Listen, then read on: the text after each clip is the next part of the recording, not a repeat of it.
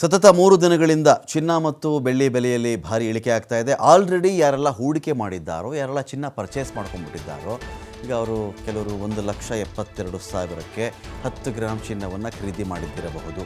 1,72,000ವರೆಗೂ 10 gram ಅಪರಂಜಿ ಚಿನ್ನ ಹೋಗಿತ್ತು. ಖರೀದಿ ಮಾಡಿದವರಿಗೆ ಬೇಸರ ಸಂಗತಿ ಇದು. ಅಯ್ಯೋ, ನಾನು 1,72,000ಕ್ಕೆ 10 ಗ್ರಾಮ್ ತೊಗೊಂಡ್ಬಿಟ್ನಲ್ಲ, ಅದರ ಬದಲಿಗೆ ನಾನು ಸ್ವಲ್ಪ ಕಾದಿದ್ದಿದ್ರೆ ನನಗೆ ಚಿನ್ನ ಇನ್ನೂ ಬಹಳ ಇಳಿತಾ ಇತ್ತು, ಲಾಭ ಆಗ್ತಿತ್ತು ಅಂಥೇಳಿ ಹೂಡಿಕೆ ಮಾಡಿರುವವರಿಗೆ. ಕೊಂಡ್ಕೊಳ್ಬೇಕು ಅಂತ ಇದ್ದೆ, ಚಿನ್ನ 1,72,000ಕ್ಕೆ ಹೋಗ್ಬಿಟ್ಟಿತ್ತು ಅಂತ ಯಾರೆಲ್ಲ ಅಂದ್ಕೊಂಡಿರ್ತಾರಲ್ಲ, ಅಂಥವ್ರಿಗೆ ಸ್ವಲ್ಪ ಇದು ಗುಡ್ ನ್ಯೂಸ್ ಅಂತ ಹೇಳಬಹುದಾಗುತ್ತೆ. ಅದೇ ರೀತಿಯಲ್ಲಿ ಬೆಳ್ಳಿದಂತೂ ದೊಡ್ಡ ಆಘಾತ. ನಮಗೆ ಚಿನ್ನಕ್ಕೆ ಕಂಪೇರ್ ಮಾಡ್ಕೊಂಬಿಟ್ಟಾಗ ಬೆಳ್ಳಿ ಕೊಟ್ಟಿರೋ ಶಾಕ್ ಇದೆಯಲ್ಲ, ಯಾರ್ಯಾರು ಇದನ್ನು ನಿರೀಕ್ಷೆ ಮಾಡಿರಲಿಲ್ಲ. ಜನಸಾಮಾನ್ಯರ ವಲಯದಲ್ಲಿ ನಾನು ಮಾತಾಡ್ತಾ ಇದ್ದೀನಿ. ಆದರೆ ಆರ್ಥಿಕ ತಜ್ಞರು ಇದ್ರ ಬಗ್ಗೆ ಎಚ್ಚರಿಕೆ ಕೊಡ್ತಾ ಇದ್ರು. ನಾವೇ ಒಂದು ಡಿಬೇಟ್ ಮಾಡಿದಾಗಲೂ ಕೂಡ ನಮ್ಮ ಡಿಬೇಟಲ್ಲಿ ಬಂದಿದ್ದಂಥ ಪ್ಯಾನಲಿಸ್ಟ್ ಹೇಳಿದ್ದೆ ಇದ್ರ ಬಗ್ಗೆ.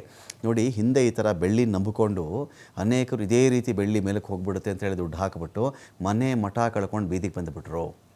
ಇನ್ನೂ 1 ಲಕ್ಷಕ್ಕೆ ಜಾಸ್ತಿ ಆಗುತ್ತೆ, 2 ಲಕ್ಷಕ್ಕೆ ಜಾಸ್ತಿ ಆಗುತ್ತೆ ಅಂಥೇಳಿ ಬೆಳ್ಳಿಯ ಗಟ್ಟಿಗಳ ಮೇಲೆ ಅವರು ಹೂಡಿಕೆ ಮಾಡಿಬಿಟ್ಟಿದ್ರು. ಅನೇಕ ವರ್ತಕರಿದು, ಅಂದರೆ ಇದು ಯಾರು ಜನಸಾಮಾನ್ಯರಲ್ಲ, ಅಂಗಡಿ ಮಾಲೀಕರುಗಳಿರ್ತಾರಲ್ಲ, ಅವರೇ ಜಾಸ್ತಿ ಕೊಂಡ್ಕೊಂಡು ತಂದುಬಿಟ್ರು. ಯಾವತ್ತಿನ ಕಾಲಕ್ಕೇ ಚಿನ್ನ 1,50,000 60,000 ಬಿದ್ದು ಹೋಯ್ತಲ್ಲ, ಆಗ ಇವರು ಬಿದ್ದು ಹೋಗ್ಬಿಟ್ರು ಅಂತ ಇತ್ತು. ಸೇಮ್ ಬೆಳ್ಳಿ ಇತಿಹಾಸವನ್ನು ಮತ್ತೆ ರಿಪೀಟ್ ಮಾಡಿದೆ. ಇದು ಇತಿಹಾಸ ಬೆಳ್ಳಿ ವಿಚಾರದಲ್ಲಿ ಮತ್ತೆ ಮರುಕಳಿಸಿದೆ. ಅನೇಕರು ಎಚ್ಚರಿಕೆ ಕೊಡ್ತಾನೇ ಇದ್ರು, ಈ ಥರ ಹೂಡಿಕೆ ಮಾಡೋಕ್ಕೆ ಹೋಗಬೇಡಿ, ಈ ಥರ ಆಗಲ್ಲ ಅದು ಅಂತ. ಡೊನಾಲ್ಡ್ ಟ್ರಂಪ್ ನೋಡಿ, ಒಂದು ಸ್ಮಾರ್ಟ್ ಮೂವ್ ಇದು ಡೊನಾಲ್ಡ್ ಟ್ರಂಪ್ನ ಕಡೆಯಿಂದ. ಯಾವಾಗ ಡಾಲರ್ ಕುಸಿದು ಡಾಲರ್ಗೆ ವ್ಯಾಲ್ಯೂ ಇಲ್ಲ ಅಂತ ಆಗ್ತಾ ಬಂತು. ಈ ಡಾಲರ್ ಕುಸಿದಾಗಲೂ ಕೂಡ ಭಾರತದ ರುಪಿ ಡಾಲರ್ ಎದುರುಗಡೆ ತುಂಬ ಸ್ಟ್ರಾಂಗ್ ಆಗಲಿಲ್ಲ. ಇಲ್ಲಿ ರುಪಿ ಕೂಡ ಕುಸಿಯೋಕ್ಕೆ ಶುರುವಾಗಿತ್ತು. 92 ರೂಪಾಯಿ 10 ಪೈಸೆವರೆಗೂ ಹೋಗಿತ್ತು ಒಂದು ಡಾಲರ್ನ ವ್ಯಾಲ್ಯೂ. ಇದರ ಮಧ್ಯದಲ್ಲಿ ಏನಾಯಿತು, ಇದೇ ಥರ ಡಾಲರ್ ಕತೆ ಆಗಿಬಿಟ್ರೆ ಇಡೀ ಜಗತ್ತು ಚಿನ್ನ ಮತ್ತು ಬೆಳ್ಳಿಗಳಿಂದನೇ ವ್ಯವಹಾರ ಮಾಡ್ಕೊಳ್ಳೋಕೆ ಶುರು ಮಾಡಿಬಿಡ್ತಾರೆ, ಅದ್ರ ಮೇಲೆ ಇನ್ವೆಸ್ಟ್ ಮಾಡಿಬಿಡ್ತಾರೆ ಅಂತ ಏನು ಮಾಡಿದ್ರು ಡೊನಾಲ್ಡ್ ಟ್ರಂಪ್, ಫೆಡ್ರಲ್ ಬ್ಯಾಂಕ್ನ ಮುಖ್ಯಸ್ಥನನ್ನು ಚೇಂಜ್ ಮಾಡಿ ಒಬ್ಬ ನಿಯೋಜಿತ ಮುಖ್ಯಸ್ಥನನ್ನು ನೇಮಕ ಮಾಡಿದ್ರು, ವಾಶ್ ಅಂಥೇಳಿ. ಸೊ ಈ ವ್ಯಕ್ತಿ ನೇಮಕವಾಗ್ತಿದ್ದಂತೆ ಏನಾಯಿತು, ಇಲ್ಲ, ಈ ವ್ಯಕ್ತಿ ತುಂಬ ಚೆನ್ನಾಗಿ ಎಕನಾಮಿಕ್ಸ್ ತಿಳ್ಕೊಂಡಿದ್ದಾರೆ, ಅಮೇರಿಕವನ್ನು ಮತ್ತೆ ಗ್ರೇಟ್ ಮಾಡ್ತಾರೆ, ಇವರು ಡಾಲರ್ ಗ್ರೇಟ್ ಮಾಡೋಕ್ಕೆ ತಗೊಂಬಂದಿದ್ದವರು. ಅವರು ಈ ಒಂದು ಕಡೆ ಫೇಮಸ್ ವರ್ಡ್ ಇದೆಯಲ್ಲ ಡೊನಾಲ್ಡ್ ಟ್ರಂಪ್ದು, ಮೇಕ್ ಅಮೇರಿಕಾ ಗ್ರೇಟ್ ಅಗೇನ್. ಅದೇ ಸಂದರ್ಭದಲ್ಲಿ ನಮ್ಮ ನರೇಂದ್ರ ಮೋದಿ ಅವರು ಕೂಡ ಹೇಳಿದರು ಮೇಕ್ ಇಂಡಿಯಾ. ಅವರು ಮೆಗಾ ಅಂದಿದ್ರು, ನಮ್ಮ ನರೇಂದ್ರ ಮೋದಿ ಅವರು ಮಿಗಾ ಅಂತ ಕರೆದಿದ್ರು, ಮೇಕ್ ಇಂಡಿಯಾ ಗ್ರೇಟ್ ಅಗೈನ್ ಅಂತ ಹೇಳಿ. ಇದರ ಮಧ್ಯೆ ಏನಾಯಿತು, ಅಲ್ಲಿ ಅಂದರೆ ನಮ್ಮ ರಿಸರ್ವ್ ಬ್ಯಾಂಕ್ ಆಫ್ ಇಂಡಿಯಾಗೆ ಹೇಗೋ ಒಬ್ಬರು ಹೊಸ ಮುಖ್ಯಸ್ಥರು ಬಂದರೆ ಹೇಗೋ, ಅಲ್ಲಿ ಫೆಡ್ರಲ್ ಬ್ಯಾಂಕ್ಗೆ ಒಬ್ಬ ಹೊಸ ಮುಖ್ಯಸ್ಥರು ನೇಮಕ ಮಾಡಿದ್ರಲ್ಲ, ಅವರು ಬಂದ ತಕ್ಷಣ ವಿಶ್ವದಾದ್ಯಂತದ ಹೂಡಿಕೆದಾರರಿಗೆ ಡಾಲರ್ ಮತ್ತೆ ಆಕರ್ಷಣೀಯವಾಯಿತು. ಎಸ್, ಡಾಲರ್ ನಾವು ನಂಬಬಹುದು, ಡಾಲರ್ ಮತ್ತೆ ಗಟ್ಟಿಯಾಗುತ್ತೆ. ಸೊ ಆದಾಗ ಚಿನ್ನದ ಗಟ್ಟಿ ಬೇಡ, ನನಗೆ ಗಟ್ಟಿಯಾಗುವ ಡಾಲರ್ ಕಡೆಗೆ ನಾನು ನೋಡೋಣ ಅಂಥೇಳಿ ಡಾಲರ್ ಕಡೆಗೆ ಹೂಡಿಕೆ ಯಾವಾಗ ಜಾಸ್ತಿ ಆಯ್ತಲ್ಲ, ಚಿನ್ನ ಮತ್ತು ಬೆಳ್ಳಿಯ ಮೇಲೆ ಎಲ್ಲ ಹೂಡಿಕೆ ಮಾಡಿದ್ರು, ಒಂದು ಕಡೆ ಪ್ರಾಫಿಟ್ ಬುಕ್ ಮಾಡ್ಕೊಂಡಿದ್ರು.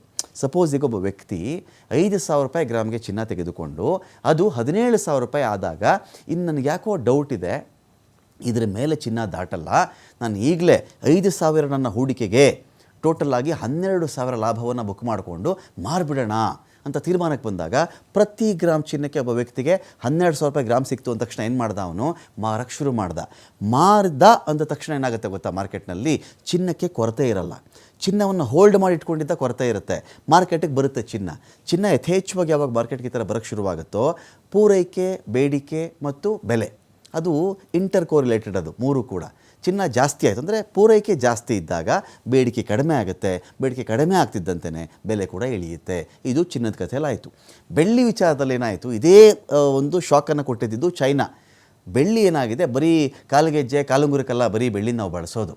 ಸುಮಾರು ಜನ ಬೆಳ್ಳಿ ವಿಚಾರದಲ್ಲಿ ಏನಾಗಿದೆ ಅಂದರೆ, ಅವರೇನಪ್ಪ ಒಂದು ಕಾಲು ಚೈನ್ ಮಾಡಿಸ್ಕೋಬಹುದು, ಯಾವುದೋ ಒಂದು ಅದರಲ್ಲಿ ಕಾಲುಂಗುರ ಮಾಡಿಸ್ಕೋಬಹುದು, ಯಾವುದೋ ಆಭರಣಗಳು ಅಥವಾ ದೇವರ ಮನೆಯ ಸಾಮಗ್ರಿಗಳು, ದೀಪ, ಅಷ್ಟಕ್ಕೆ ಮಾತ್ರ ಅಲ್ಲ. ಬೆಳ್ಳಿ ಏನಾಗಿದೆ ಇವತ್ತಿಗೆ, EV ಇದೆಯಲ್ಲ, ಎಲೆಕ್ಟ್ರಾನಿಕ್ ವೆಹಿಕಲ್ಸು, ಆ ಎಲೆಕ್ಟ್ರಾನಿಕ್ ವೆಹಿಕಲ್ಸ್ಗೂ ಬೆಳ್ಳಿ ಬೇಕು.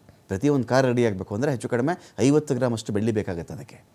ಆ ಒಂದು ಕಾರಣದಿಂದ ಚೀನಾ ನಾನು ಉತ್ಪಾದನೆ ಮಾಡಿ ನಾನೇ ಇಟ್ಕೊಂಡ್ಬಿಡ್ತೀನಿ ಅಂತ ಅವ್ರ ಪಾಡಿಗೆ ಹೇಳಿಕೊಂಡು ಅದನ್ನು ಲಾಕ್ ಮಾಡಿದರು. ಅದು ಒಂಥರ ಅದೇನಾಗುತ್ತೆ, ಕೃತಕ ಅಭಾವ ಸೃಷ್ಟಿ ಮಾಡುವ ಒಂದು ಪ್ರಕ್ರಿಯೆ, ಮತ್ತು ಈ ಸಂಪತ್ತು ನನ್ನ ದೇಶದಲ್ಲೇ ಇರಲಿ ಎನ್ನುವ ಒಂದು ಜಾಗ್ರತೆ. ಇದಾದಮೇಲೆ ಏನಾಯಿತು, ಬೇರೆ ದೇಶಗಳೇನು ಮಾಡಿದ್ರು, ಯಾವಾಗ ಈ ಚಿನ್ನ ಬೆಳ್ಳಿ ಮೇಲೆ ಹೂಡಿದ್ದವರು ಎಲ್ಲ ಆಚೆ ಬಿಟ್ಟರು, ಬೆಳ್ಳಿದು ಅದೇ ಕತೆ ಎಲ್ಲ ದೇಶಗಳ ಕಡೆಯಿಂದನೂ ಕೂಡ ಆಚೆ ಬಂತು. ಈ ಒಂದು ಕಾರಣದಿಂದ ಏನಾಯಿತು, ಚಿನ್ನ ಮತ್ತು ಬೆಳ್ಳಿ ದೊಡ್ಡ ಮಟ್ಟದಲ್ಲಿ ಇಳಿಕೆ ಆಗೋಕ್ಕೆ ಶುರುವಾಯಿತು. ಚಿನ್ನ ಬೆಳ್ಳಿ ಮೇಲೆ ಹೂಡಿಕೆ ಮಾಡಿದವರಿಗೆ ಭಿಕ್ಷ ಹಾಕಿದ್ದು ಗಗನಕ್ಕೆ ಏರ್ತಾ ಇತ್ತು, ಚಿನ್ನ ಬೆಳ್ಳಿ ಕೂಡ ಏರ್ತಾ ಇತ್ತು, ಏಕೈಕಿ ಕುಸ್ತಿದೆ. ಇದೀಗ 3 ದಿನಗಳಲ್ಲಿ ಬೆಳ್ಳಿಯ ಬೆಲೆ 1 kgಗೆ 1,10,000 ರೂಪಾಯಿ ಕಡಿಮೆ ಆಗಿರೋದು. 1 kg ಬೆಳ್ಳಿ ನಿಮಗೆ ಇವತ್ತಿಗೆ ಬೇಕು ಅಂತ ಹೇಳಿದ್ರೆ 3 ಲಕ್ಷ ರೂಪಾಯಿಗೆ ಸಿಗುತ್ತೆ ನಿಮಗೆ. ಇವತ್ತು ಚಿನ್ನದ ದರದಲ್ಲಿ 6% ಚಿನ್ನ ಯಾವಾಗಲೂ ಅಷ್ಟು ಮೋಸ ಮಾಡಲ್ಲ, ಕಂಪೇರ್ ಟು ಸಿಲ್ವರ್ ಚಿನ್ನ ಅಷ್ಟೊಂದು ಮೋಸ ಮಾಡಲ್ಲ. ಇದೊಂದು 6% ಇಳಿಕೆ ಆಗಿರೋದು. ಇವತ್ತು ಪ್ರತಿ ಗ್ರಾಮ್ ಚಿನ್ನದ ಮೇಲೆ 830 ರೂಪಾಯಿ ಇಳಿದಿರೋದು. 10 ಗ್ರಾಮ್ ಚಿನ್ನ 1,38,000 ರೂಪಾಯಿಗೆ ಇಳಿದಿದೆ. 1 ಗ್ರಾಮ್ 22 ಕ್ಯಾರೆಟ್ನ ಚಿನ್ನ 13,890ಕ್ಕೆ ಕುಸಿತಾಗಿರೋದು. ಇನ್ನು 24 ಕ್ಯಾರೆಟ್ ಚಿನ್ನಕ್ಕೆ ಬಂದಾಗ ಇದು 15,153ಕ್ಕೆ ಇಳಿಕೆ ಆಗಿದೆ. ಇದು ಒಂದು 10 ಗ್ರಾಮ್ ನಿಮ್ಗೆ 24 ಕ್ಯಾರೆಟ್ ಚಿನ್ನ ಈಗ ಬೇಕು ಅಂದರೂ ಕೂಡ ಅದು 1.5 ಲಕ್ಷಕ್ಕೆ ಮೇಲಿದೆ. ತೀರಾ ಅದು ಅಷ್ಟು ಮೋಸ ಮಾಡಿಲ್ಲ. ಬಟ್ ಬೆಳ್ಳಿ ಇದೆಯಲ್ಲ, 1 kgಗೆ ಅದು 1 ಲಕ್ಷಕ್ಕಿಂತ ಇಳಿದಿರೋದಿದೆಯಲ್ಲ, ಇದು ನಿಜವಾದಂಥ ಒಂದು ಆಘಾತ.